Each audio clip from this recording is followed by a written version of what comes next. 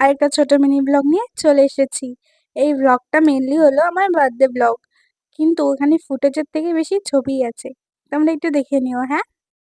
Shopping-topping করে রাখি-টাখি কিনে সেদিন আমরা বাড়ি চলে এসেছিলাম।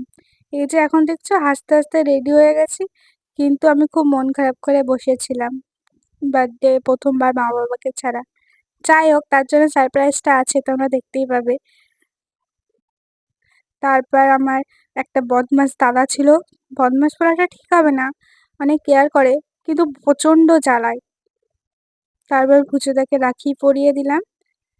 মোটা হয়ে যাচ্ছি বলে ডায়েটিং এ আছি তাও আমার জন্য চকলেট নিয়ে এসছে। যাই হোক তারপরে প্রণাম তো করতাম না। এবার বড়রা সবাই আছে তাই লজ্জার খাতিরে একটু প্রণাম করে নিলাম। কিছু ছবি তোমাদের সাথে শেয়ার করলাম দেখে নাও। তারপর আমার মা অনেক কিছু রান্না করেছিল আমার জন্য।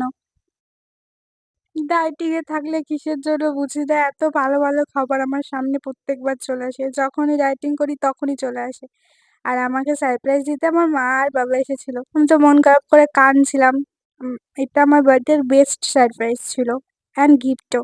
তারপর সন্ধ্যাবেলায় রেডি হয়ে গেছি। এই ড্রেসটা আমার জন্য আমার মা-বাবা নিয়ে এসেছিল। দিনটা যতটা বাজেভাবে শুরু হয়েছিল বাবা-মাকে দেখে দিনটা আমার তার থেকেও ডবল ভালো হয়ে গেছিল। এই যে আমাদের পুচকিটা আমাদের মতো আমার মতন ড্রেস পরে চলে এসেছে। তারপর সবাই মিলে বার্থডে সেলিব্রেশন করছিলাম। সবাই মিলে কেক-টেক কাটলাম। খুব মজা করছিলাম। আর কেক কাটতে না কাটতে জোজো চলে এসছে কেক খাবে বলে। দেখো কেমন লাফাচ্ছে পাশ থেকে কেকের দিকে লাফিয়ে পড়ছে।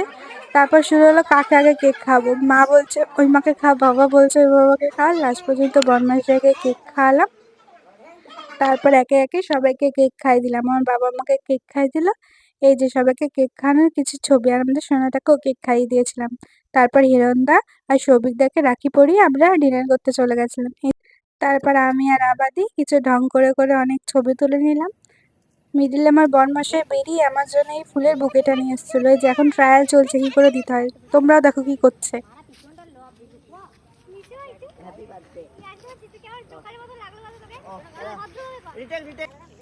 এবার তো লজ্জায় ঘুরেই গেল এই বারটা দেখবে ওই দেখো।